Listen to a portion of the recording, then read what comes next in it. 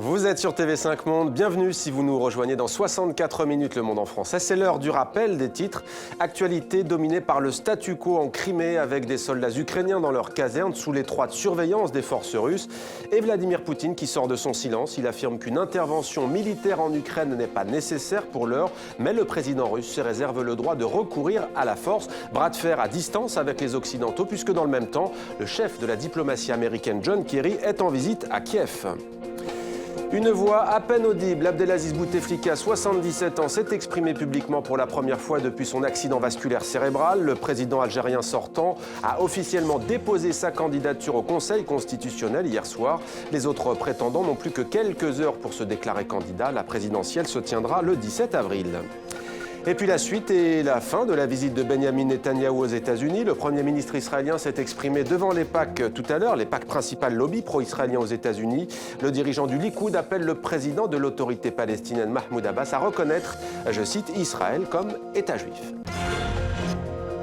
Nous sommes ensemble depuis un peu plus de 60 minutes. Vous avez manqué le début de votre grand journal. Voici l'essentiel de 64 minutes. La colonne avance au pas, au rythme de l'hymne national de l'Ukraine. Devant eux, les forces russes postées sur la base aérienne de Belbek. Vous êtes filmés, le monde entier, l'Amérique sont derrière nous. On est venus au nom du peuple. Il n'y a pas de forces russes qui encerclent les bases militaires ukrainiennes en Crimée. Il s'agit de forces locales d'autodéfense. Pour le moment, les Russes sont en attente. Si, de la part du gouvernement ukrainien ou de la part des troupes ukrainiennes, il y a un mouvement, il y a des violences, il y a un mort parmi les soldats russes, eh bien, ce sera le signal que la Russie attend pour intervenir militairement cette fois. Le géant Gazprom va augmenter les prix du gaz livré à l'Ukraine dès le mois prochain. Décision qui met surtout en lumière la place majeure du gaz dans le rapport de force entre les Russes et les Européens en ce moment. Les candidats, il y en avait au début 140. À l'arrivée, on en avait à peu près une douzaine. Mais lorsqu'ils ont vu que le président Bouteflika se présentait à sa propre succession et que ça ne servait à rien de participer à une mascarade. On est totalement déconnecté, perdu. Tout a changé, tout a évolué.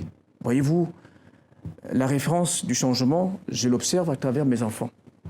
Moi, j'ai laissé un enfant de 1 et 5 ans et je retrouve des adultes.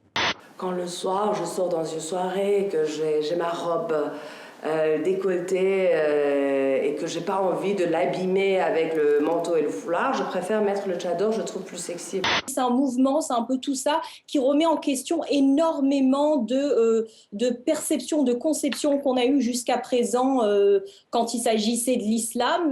On a quand même des féministes comme Christine Delphi ou d'autres qui n'ont pas tapé sur les féministes musulmanes et qui ont bien compris qu'on pouvait être et féministe et musulmane et donc avoir ses revendications.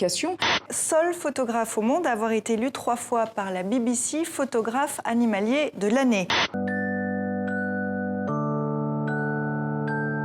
Il disait, en scène, c'est là où je vis le présent, sans le poids du passé, de ses blessures. C'est sur la scène qu'il était vraiment heureux. Au Paris, au Toulouse. C'était 64 minutes, Le Monde en français, votre grand rendez-vous d'information. Merci à vous de l'avoir suivi. À demain sur TV5 Monde.